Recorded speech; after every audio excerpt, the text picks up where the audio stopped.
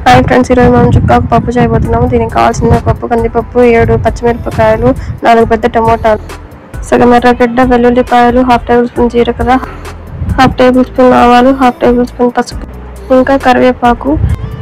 ఇప్పుడు వీటన్నిటిని కుక్కర్లో వేసి ఉడకపెట్టుకుందాము. 6 నుంచి 7 విజిల్లు వచ్చే వరకు ఉడకపెట్టుకోవాలి.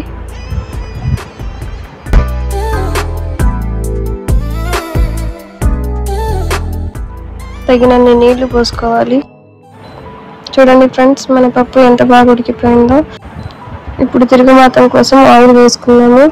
ఆవాలు, జీలకర్ర, వెల్లుల్లి వేసుకోవాలి. తర్వాత కరివేపాకు వేసి మనం మెత్తగా దంచి పెట్టుకున్న పప్పును వేసి అయితే పెట్టుకోవాలి. చూడండి ఫ్రెండ్స్, అన్నము కూర అంతా రెడీ అయిపోయింది. ఇప్పుడు ఎలా ఉందో టేస్ట్ చూద్దాము. చుక్కాకు పప్పుతో వేడి వేడి అన్నం తింటూ ఉంటే కమ్మగా ఉందబ్బా. వీడియో నచ్చితే లైక్ చేయండి ఫ్రెండ్స్.